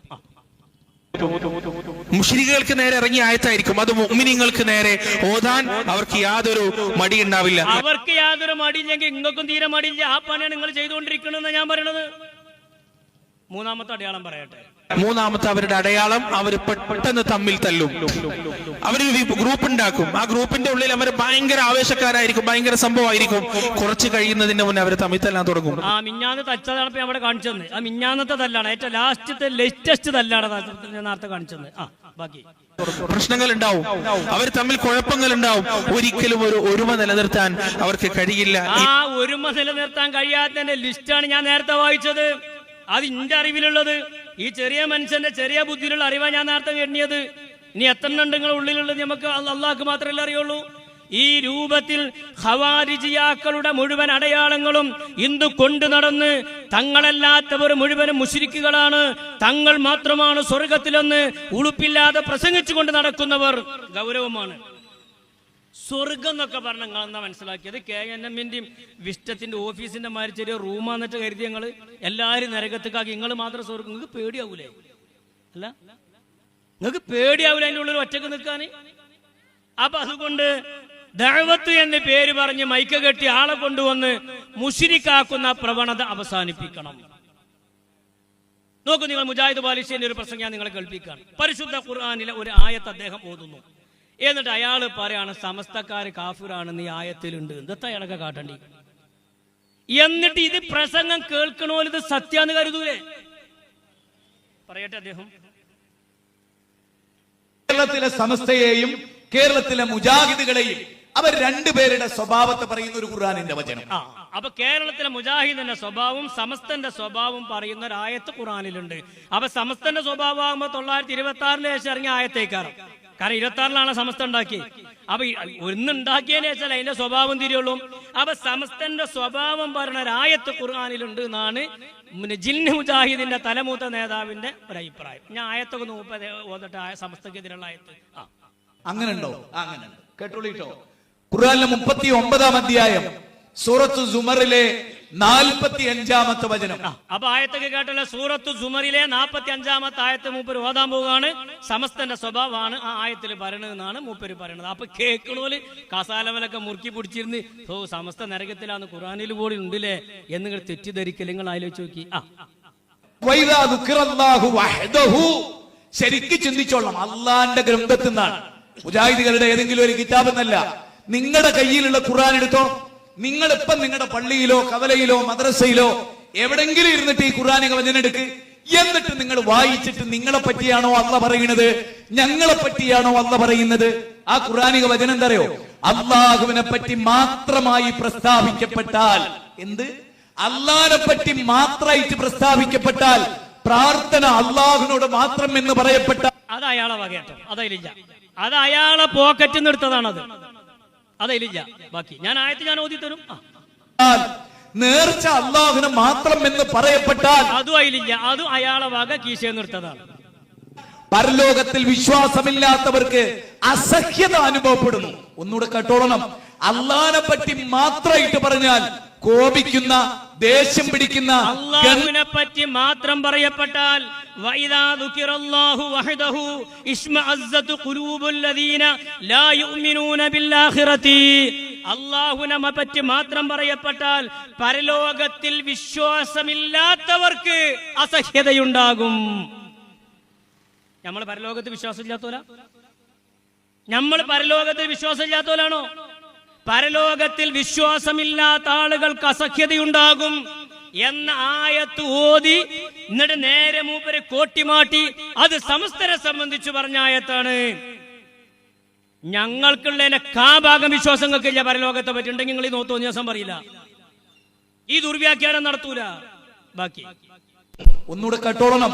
അള്ളാഹിനെ പറ്റി മാത്രമായിട്ട് പറഞ്ഞാൽ കോപിക്കുന്ന, ദേഷ്യം പിടിക്കുന്ന, ഖണ്ഡനം നടത്തുന്ന, സ്റ്റേജ് കയ്യേറുന്ന, പോസ്റ്റർ കീറുന്ന ഒരു വിഭാഗം ആളുകളെ നിങ്ങൾക്ക് കാണാം. അതൊക്കെ അയാളെ വാങ്ങിയിട്ട് അതിനൊന്നും അങ്ങനത്തെ ഒരു അർത്ഥമൊന്നും അതിനില്ല. പോസ്റ്റർ കീറലും സ്റ്റേജ് കയ്യേറലൊന്നും അങ്ങനൊന്നും ആയത്തിരില്ല. അതൊക്കെ മൂപ്പര ഭാഗം അങ്ങനെ കാച്ചി വിടാണ്. കാരണം തൊള്ളക്ക് നികുതി അടക്കണ്ടല്ലോ.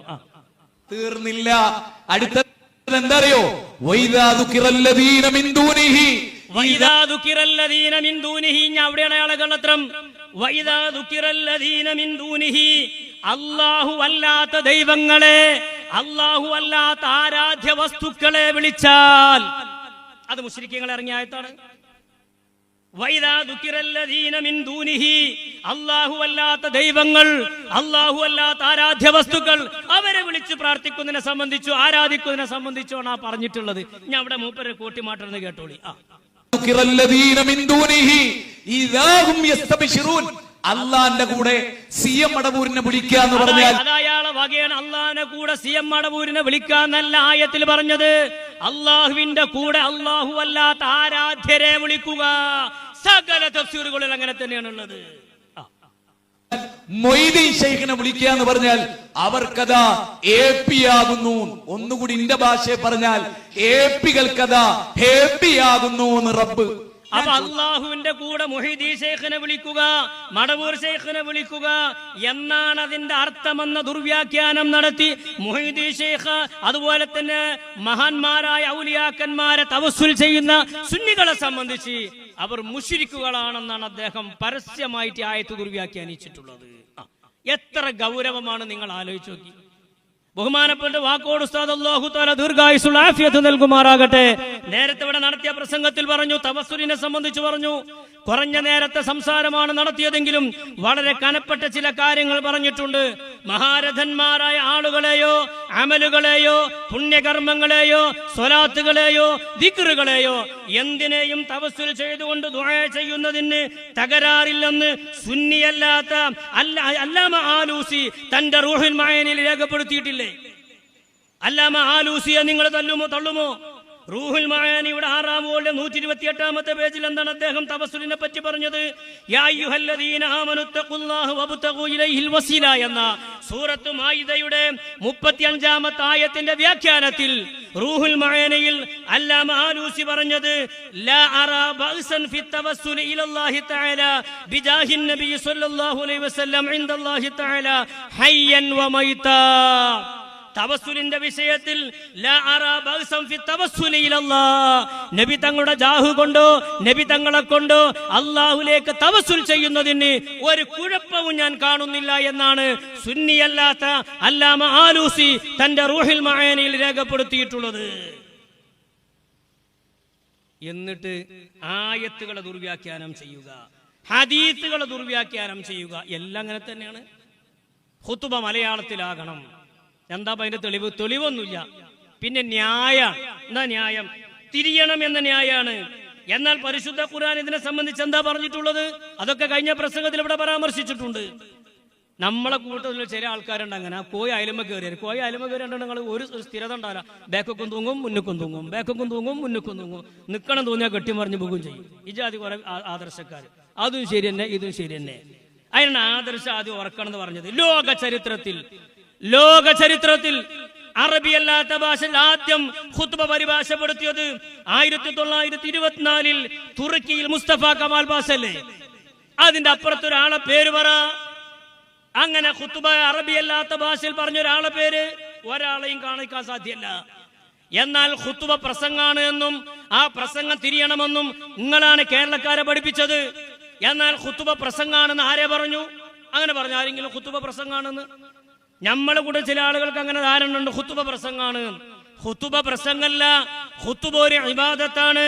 യാ അയ്യുഹല്ലദീന ആമനൂ ഇദാ നൂദിയ ലിസ്വലാത്തി മിൻ യൗമിൽ ജുമുഅത്തി ഫസ്ഉ ഇലാ ദിക്രില്ലാഹ് എന്നല്ലേ ഖുർആൻ പറഞ്ഞത്? ഫസ്ഉ ഇലാ ദിക്രില്ലാഹ്.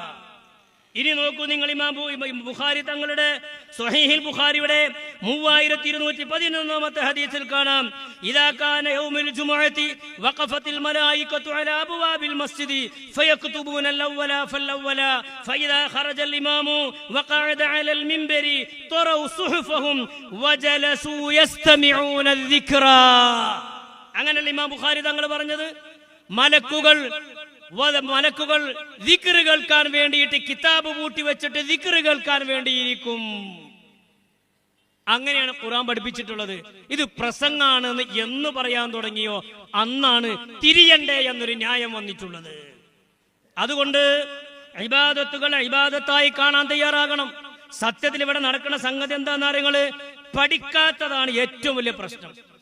അറബി വാക്ക് മലയാളീകരിക്കാനോ മലയാള വാക്ക് അറബീകരിക്കാനോ തനിക്ക് കഴിവുണ്ട് എന്നൊരു ബോധ്യം വന്നാൽ അയാൾ പിന്നെ ഖുർആൻ പരിഭാഷ എഴുതാണ്. അയാളാണ് പിന്നെ ആലിമുല്ലല്ലാമ. അതങ്ങൾക്ക് പറ്റിയിട്ടുള്ള തകരാറ്. മാനം മര്യാദയ്ക്ക് കിതാബോധി പഠിച്ച് പരിശുദ്ധമായ കിതാബ് നോക്കി ഇബാറത്ത് വായിച്ച് ഫത്വ നൽകാൻ പറ്റുന്ന ഏത് പണ്ഡിതനാണ് നിങ്ങളുടെ കയ്യിലുള്ളത്? അത്യാവശ്യം തർക്ക വിഷയങ്ങളിൽ പ്രസംഗിക്കാൻ അതിന് പറ്റിയ കുറച്ച് ആയത്തും അതിന് പറ്റിയ കുറച്ച് ഹദീസും അതിന് പറ്റിയ കുറച്ച് കുറിപ്പാത്തും. അതിന്റെ അപ്പുറത്ത് എന്താ ഉള്ളത്? തുറന്ന് പറഞ്ഞില്ലേ ഹുസൈൻ സലഫി, പഠിക്കാത്ത പ്രശ്നമാണ് നമുക്കുള്ളത് എന്ന് അദ്ദേഹം പറയട്ടെ.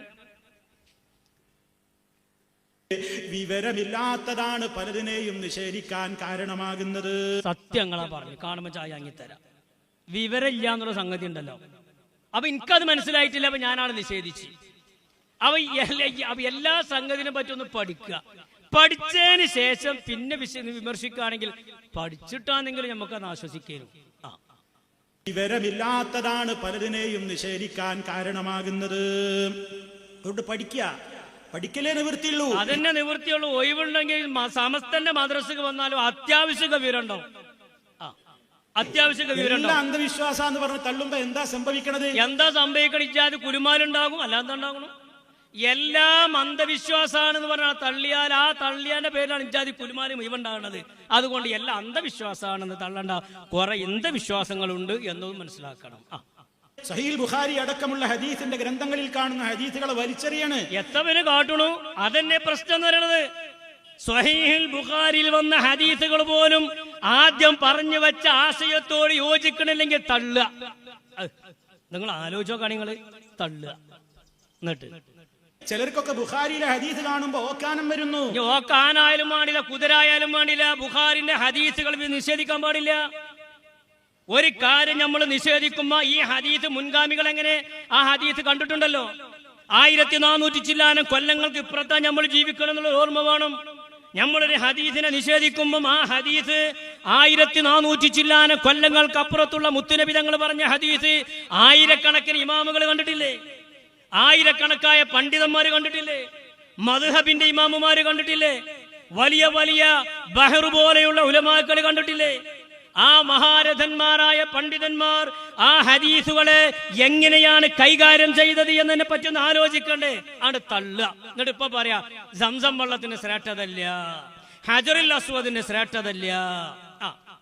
ഇപ്പൊ പറഞ്ഞ പുതിയ വാദം താരങ്ങള് സുലൈമാൻ നബി അലൈഹിസ്സലാത്തു വസ്സലാമും ആളുകൾ ഇങ്ങനെ പോയപ്പം ഉറുമ്പിങ്ങനെ ചാരിട്ട് പോയപ്പോ ഉറുമ്പിന്റെ നേതാവ് പറഞ്ഞല്ലോ, ഇതാ സുലൈമാൻ നബിയും കൂട്ടരും വരുന്നുണ്ട്, വേഗം മാളത്തിൽ ഒളിച്ചോലി. കായത്തിനംലത്തുൻ എന്നതിന് ഒരു അർത്ഥം വെക്കണം താരങ്ങള്. ഉറുമ്പ് പറഞ്ഞു എന്നല്ല, കാലത്തിനംലത്തുൻ നംലത്ത് ഗോത്രക്കാരിയായ ഒരു പെണ്ണ് പറഞ്ഞു. ന്യായീകരണതാ. അപ്പോലോട് ചോദ്യം എന്താ അങ്ങനെ പറഞ്ഞു? അങ്ങനല്ലല്ലോ ഇക്കാലം വരെ പറഞ്ഞത്. അപ്പോലെ ന്യായീകരണം. അതാ രസം. എന്താ ന്യായീകരണം? ഉറുമ്പ് പറഞ്ഞു എന്നൊന്നും പറഞ്ഞാൽ ന്യൂ ജനറേഷന് മനസ്സിലാവൂല. ന്യൂ ജനറേഷന് മനസ്സിലാവൂല, ഓൽക്കത് ഉൾക്കൊള്ളാൻ കഴിയൂല. അതന്നെ ഞങ്ങളെ കുഴപ്പം. ആ ഉൾക്കൊള്ളാൻ കഴിയാത്തതാണ് കുഴപ്പം. മഹാനായ മൂസാ നബി അലൈഹി സ്വലാത്തു വസ്സലാമും കൂട്ടരും വന്ന് ബഹറുൽ അഹ്മറിന്റെ ഇപ്പുറത്ത് വന്ന് കയ്യിലുള്ള വടി കൊണ്ട് അടിച്ചിട്ട് അക്കരെ കടന്നു. നിങ്ങൾ ആലോചിച്ചു നോക്കൂ, ഈ ബഹറുൽ അഹ്മറിന്റെ തീരത്ത് വെച്ചിട്ട് മുഅ്ജിസത്തിന്റെ വടി കൊണ്ട് കടലിൽ അടച്ചിട്ട് രണ്ടു ഭാഗത്തേക്കും വെള്ളം മാറി അങ്ങനെ പോയി. അങ്ങനെ പറയാൻ പറ്റൂല. എന്താ അങ്ങനെ പറഞ്ഞാല് ന്യൂ ജനറേഷൻ മനസ്സിലാക്കൂല. അപ്പൊ പിന്നങ്ങനെ വേലിയിറക്ക സമയത്ത് കഴിച്ചിലായി. ഇതാണ് പുതിയ ന്യായീകരണം. സ്വർഗത്തേക്ക് എത്തില്ലേ വേണ്ടി വേലിയിറക്ക സമയത്ത് മൂസാ നബി കൂട്ടരും കൊണ്ട് രക്ഷപ്പെട്ടു. ഈ നിലക്കുള്ള ദുർവ്യാഖ്യാനങ്ങളാണ് സജീവമായി നടന്നുകൊണ്ടിരിക്കുന്നത്. അതുകൊണ്ട് നന്നായി പഠിക്കണമെന്നാണ് ഹുസൈൻ സലഫി പറയണത്. എന്നാൽ മടവൂര് വിഭാഗത്തിന്റെ നേതാവായ അബ്ദുൽ ലത്തീഫ് കരിമ്പിലാക്കൽ പറയണത് സംഗതിക്കാകെ പിടുത്തം വിട്ടിട്ടുണ്ട്. ഒരു മസാല ചോദിച്ചിട്ട് ഫത്വ ചോദിച്ചിട്ട് മുജാഹിദ് സെന്റർക്ക് പോകാൻ പറ്റാത്ത അവസ്ഥയാണ്. എന്തേ കാരണം? പറ്റൂലില്ല എന്നർത്ഥം. ഞാൻ മുജാഹിദ് സെന്ററിലേക്ക് ഒരു ഫത്വ ചോദിച്ചു പോയാളെ കോലം എന്താണെന്ന് അദ്ദേഹം പറയുന്നുണ്ട്. എന്നാ സമസ്തനെ കണ്ടു പഠിച്ചോളി. സമസ്തക്ക് ഫത്വ കമ്മിറ്റി എന്ന ഫത്വ ഉണ്ട്.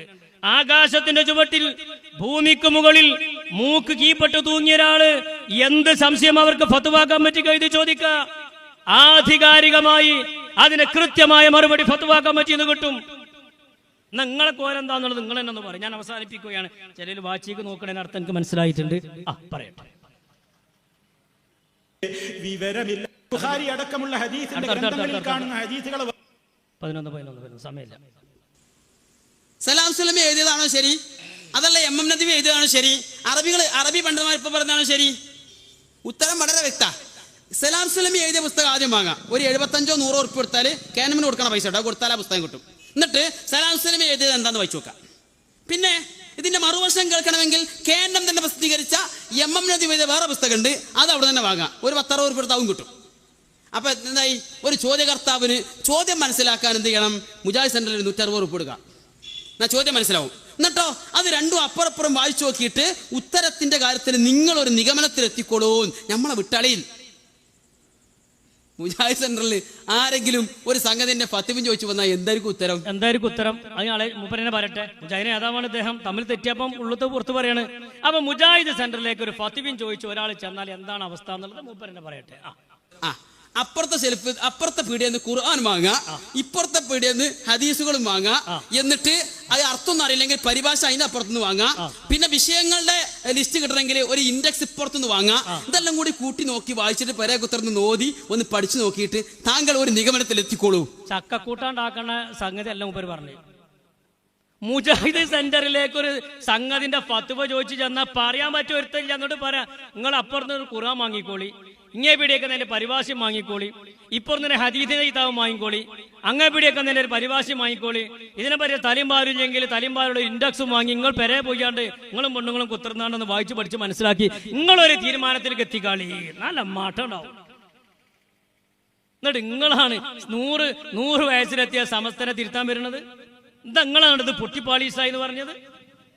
എന്നിട്ട് ഇതിന് മുജാഹിദ് പ്രസ്ഥാനമാണ് ഞങ്ങൾ മാണ്ട പിരിച്ചാണ് വിട്ടാളി. എന്തിനാണ് മുജാഹിദ് പ്രസ്ഥാനം?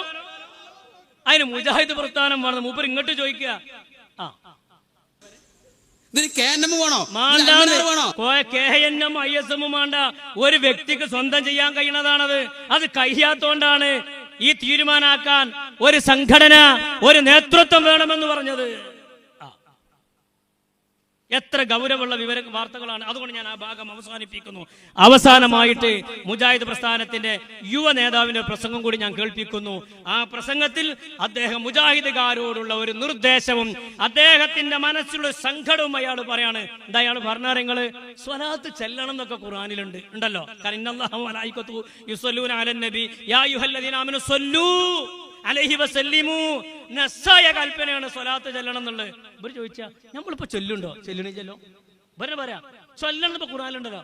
ദിക്റ് ചെല്ലുന്ന ഖുർആനിലില്ലേ? ഉണ്ട്. അല്ലാഹ് ദിക്റ് ചെല്ലുന്ന ആണിനും പെണ്ണിനൊക്കെ ഖുർആൻ പ്രത്യേകം പരാമർശിക്കുന്നുണ്ട്. ആൾക്കാർ എത്രയോ ചെല്ലുന്നുണ്ട്. നമ്മൾ ചെല്ലുണ്ടോ? നമ്മൾ ചെല്ലണില്ല. ദ്വാരക്കണമെന്ന് ഖുർആനിലില്ലേ? ഉണ്ട്. കൂട്ടുപ്രാർത്ഥന നടത്തുന്ന മഹാന്മാരെ പഠിപ്പിച്ചിട്ടുണ്ട്. നമ്മൾ കൂട്ടുപ്രാർത്ഥന നടത്തുന്നുണ്ടോ? ഇല്ല. പിന്നെ നമ്മളിപ്പോ എന്താ ചെയ്യണത്? കൂട്ടുപ്രാർത്ഥന നടത്തുന്ന പോലെ പെർമിറ്റ് കൊടുക്കാൻ പോലെ നമ്മൾ ചെയ്യണത്. അതൊക്കെ ഞാൻ നിർത്തിവെക്കണം എന്നാണ് മുജാഹിദിന്റെ നേതാവിന് അനുയായികളോട് പറയാനുള്ളത്. അതുകൂടി അദ്ദേഹം ഒന്ന് പറയട്ടെ. ഞാനൊരു തൗഹീദ് പ്രഭാഷകനാണ്, തൗഹീദ് പ്രഭാഷണം സംഘടിപ്പിക്കുന്നവരാണ് എന്ന് പറഞ്ഞത് കൊണ്ട് മാത്രം അള്ളാഹുവിന്റെ അടുക്കല് പ്രതിഫലം ലഭിക്കുമെന്ന് തോന്നുന്നില്ല. അപ്പൊ ഞാനൊരു മുജാഹിദാണെന്ന് പറഞ്ഞ് കാല് പൊന്തിച്ച് ഇങ്ങനെ നടന്നിട്ടൊരു കാര്യമില്ല. ഞാനൊരു തൗഹീദി പ്രബോധകനാണെന്ന് പറഞ്ഞിട്ട് കാര്യമില്ല. അതിന് അലാമത്ത് മുഴുവൻ ജീവിതത്തിൽ ഉണ്ടാകണം. വിശ്വാസത്തോടൊപ്പം കർമ്മങ്ങൾ കൂടി ഉണ്ടാവുമ്പോഴാണ് സഹോദരങ്ങളെ നമ്മുടെ കർമ്മങ്ങളെ അല്ലാഹു, നമ്മുടെ ജീവിതത്തെ അല്ലാഹു പരിഗണിക്കുക. അപ്പൊ നമ്മുടെ ജീവിതത്തെ അല്ലാഹു പരിഗണിക്കണമെങ്കിൽ വിശ്വാസത്തോടു കൂടെ കർമ്മങ്ങൾ ഉണ്ടാകണം. അവിടെയാണ് അത് ബേസാണ്. വിശ്വാസം ഉണ്ടോ? ആ വിശ്വാസത്തിനനുസരിച്ച് കർമ്മം ഉണ്ടാകണം. നിസ്കാര ശേഷം 33+33+33+1 ദിക്റ് ചെല്ലണം എന്നുള്ളത് വ്യക്തല്ലേ? ആ വ്യക്താണ്. ചെല്ലുന്നുണ്ടോ? ഇല്ല. അവിടെയാണ് പ്രശ്നം. വിശ്വാസമുണ്ട്, കർമ്മത്തിലില്ല. എല്ലാ കാര്യത്തിലും അങ്ങനെ തന്നെ. നബി തങ്ങൾ സിയാറത്ത് ചെയ്തു, സിയാറത്ത് ചെയ്യണമെന്നും അതുകൊണ്ട് പല നേട്ടമുണ്ടെന്നും നല്ല ബോധമുള്ള സമയത്ത് ഹുസൈൻ സലഫി പറഞ്ഞു. നിങ്ങൾ ചെയ്യണുണ്ടോ? ഇല്ല. അപ്പൊ വിശ്വാസം ഉണ്ടായാ പോരാ, അതിനനുസരിച്ച കർമ്മങ്ങളും കൂടി ഉണ്ടാകണം. ബാക്കി നോക്കൂ, നിങ്ങൾ നമ്മുടെ ജീവിതത്തില് ദിക്റുകളും ദുആകളും ഉണ്ടാവേണ്ടതുണ്ട്. അങ്ങനെ പറയ്. അപ്പൊ ജീവിതത്തിൽ ദിക്റും ദുആകളും ഉണ്ടാകണം. അത് പഠിച്ചാ പോരാ, അത് ചൊല്ലണം എന്നുള്ള വിവരം ഉണ്ടായ പോരാ, അത് ജീവിതത്തിൽ കൊണ്ട് നടക്കണം. മുജാഹിദാണെന്ന് കരുതിക്കൊണ്ട് ദിക്റുകളും ദുആകളും അവന്റെ ജീവിതത്തിൽ നിന്ന് വർജിക്കണമെന്ന് ഇസ്ലാം പഠിപ്പിക്കുന്നില്ല. അതിൽ ഈ കിബീരാന്റെ വർജിക്കലല്ല, അവ മുജാഹിദാണെന്ന് കരുതിയിട്ട് വർജിക്കാൻ പാടില്ല. ദിക്റൊന്നും വർജിക്കണ്ട, അത് ജീവിതത്തിൽ ഉണ്ടാകണം എന്നാണ് മൂപ്പര് പറയണത്. അതിനെ നമുക്കും പറയാനുള്ളത്. നമ്മൾ ദിക്ർ ഹൽക്കകളെ അതിശക്തമായിട്ട് വിമർശിക്കുന്നു. വളരെ സത്യങ്ങൾ പറഞ്ഞത്. പെർമിറ്റ് മുടക്കാൻ കഴിയണോടത്തോളം നിങ്ങൾ മുടക്കുന്നുണ്ട്. ദിക്ർ ഹൽക്കകളെ നിശ്ചിതമായിട്ട് നിങ്ങൾ വിമർശിക്കുന്നുണ്ട്. എന്നിട്ടോ സ്വലാത്ത് സദസ്സുകളെ അതിനിശ്ചിതമായി വിമർശിക്കുന്നു. പക്ഷേ എന്റെയും നിങ്ങളുടെയും ജീവിതത്തില് ദിക്റുകൾ ഉണ്ടാവണം. തസ്ബീഹുകളും തഹ്ലീലുകളും തക്ബീറുകളും, അതാണ് കലിമത്ത് തയ്യിബ്. അപ്പൊ ദിക്ർ ഹൽക്കനെ എങ്ങനെ വിമർശിച്ചു പ്രസംഗിച്ചാ പോരാ, സ്വലാത്ത് സദസ്സുകളെ വിമർശിച്ചു പ്രസംഗിച്ചാ പോരാ. ദിക്റുകൾ ഉണ്ടാകണം, സ്വലാത്തുകൾ ഉണ്ടാകണം. അതുപോലെ തന്നെ എല്ലാ സൽക്കർമ്മങ്ങളും വിശ്വസിച്ചാൽ മാത്രം പോരാ, കർമ്മത്തിലും കൂടി കൊണ്ടുവരണം. ആ കലിമത്ത് തയ്യിബ് റബ്ബിലേക്ക് ഉയർത്തപ്പെടുന്നു. അങ്ങനെ ചെയ്യുന്ന സൽക്കർമ്മങ്ങളൊക്കെ റബ്ബിലേക്ക് ഉയർത്തപ്പെടും ചെയ്യും. പിന്നെ കഴിച്ചിലായില്ലേ. ഇലൈഹി യസ്അദു കലിമത്ത് തയ്യിബ് വൽ അമലു സ്വാലിഹു യർഫഉഹു. നോക്കൂ, അല്ലാഹുവിനെ സ്മരിക്കുന്ന ഇത്തരം ഉത്തമ വചനങ്ങളും സൽക്കർമ്മങ്ങളുമാണ് റബ്ബിലേക്ക് ഉയർത്തപ്പെടുന്നത്. എന്റെയും നിങ്ങളുടെയും ജീവിതത്തിൽ അതുണ്ടോ? ഇല്ല. അവിടെയാണ് പ്രശ്നം. അവിടെയാണ് പ്രശ്നം. നിങ്ങളും നമ്മളെ പ്രശ്നം അതാണ്. നിങ്ങൾ വിശ്വസിക്കണ് ചെയ്യണില്ല, ഞങ്ങൾ വിശ്വസിക്കണ് ഞങ്ങൾ ചെയ്യണ്, അപ്പൊ നിങ്ങൾ ഞങ്ങളെ കുതിരാക്കണ്. അവിടെയാണ് വിഷയം. അപ്പൊ ദിക്റുകളും സ്വലാത്തുകളും ദുആകളും എത്ര പഠിപ്പിച്ചിട്ടുണ്ട് പരിശുദ്ധ ഇസ്ലാം, അതിനനുസരിച്ച് ജീവിതത്തിൽ കൊണ്ടുവരികയും വേണം. അതല്ലാതെ ചെല്ലുന്നവരെ കുതിര കയറി പെർമിഷൻ മുടക്കാൻ നടക്കലല്ല നമ്മൾ ചെയ്യേണ്ടത്.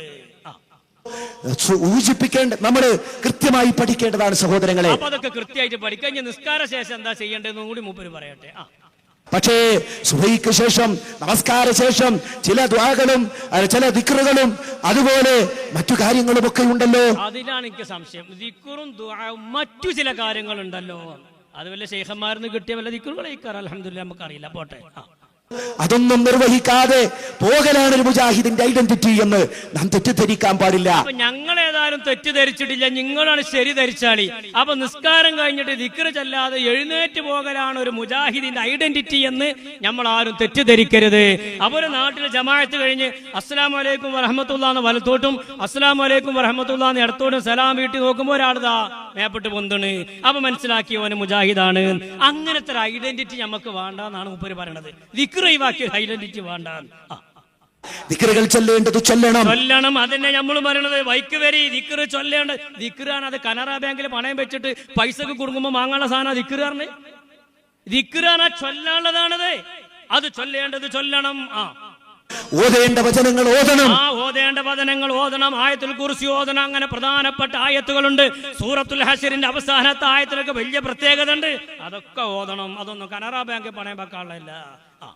അതാണ് റസൂലുള്ളാഹി സ്വല്ലല്ലാഹു അലൈഹി വസല്ലം പഠിപ്പിച്ചിട്ടുള്ളത്. പിന്നെ തർക്കമില്ല. നബി പഠിപ്പിച്ചിട്ടുണ്ടെങ്കിൽ നമുക്കിപ്പോ മാണ്ടിയപ്പോ അതന്നെ നബി തങ്ങൾ പഠിപ്പിച്ചിട്ടുണ്ടല്ലോ. എന്നിട്ട് ഞാനൊരു മുജാഹിദാവണമെങ്കിൽ നമസ്കാരം കഴിഞ്ഞ ഉടനെ റബ്ബർ പന്ത് ചുമരിലേക്ക് എറിഞ്ഞതുപോലെ പള്ളിയിൽ നിന്ന് അങ്ങോട്ട് ഓടിപ്പോകണമെന്നുള്ളൊരു ചിന്ത നമ്മുടെ ജീവിതത്തിൽ ഉണ്ടാവാൻ പാടില്ല. സന്തോഷമായി നിങ്ങളാ പറഞ്ഞത്. അവരെ നിസ്കാരം കഴിഞ്ഞാൽ ചുമരുമ്പക്ക് റബ്ബർ പന്തെറിഞ്ഞാല് ഭും എന്ന് പറഞ്ഞാണ്ട് എഴുന്നേറ്റാണ്ടാണ് നീച്ചു പോണ സ്വഭാവം ഇനി ഞമ്മക്ക് ഉണ്ടാകരുത്. അത് നബി പഠിപ്പിച്ചതാണ് ഇരുന്ന് ദിക്ർ ചെല്ലുക എന്നുള്ളത്. അങ്ങനെ ഒരു ഐഡന്റിറ്റി നമുക്ക് വേണ്ട. ഇതൊക്കെ ഈ അമലു സ്വാലിഹികളാണ്. അപ്പൊ ചുരുക്കത്തിൽ നിസ്കാര ശേഷം ചെല്ലുന്ന ദിക്റുകളും ദുആകളും അമലു സ്വാലിഹികളാണ്. ദിക്ർ ചൊല്ലണം, സ്വലാത്തുകൾ ചൊല്ലണം. അത് വിമർശിച്ച് നടന്നാ പോരാ, വിശ്വസിച്ചാ പോരാ, ജീവിതത്തിൽ അതിലുണ്ടാകണം.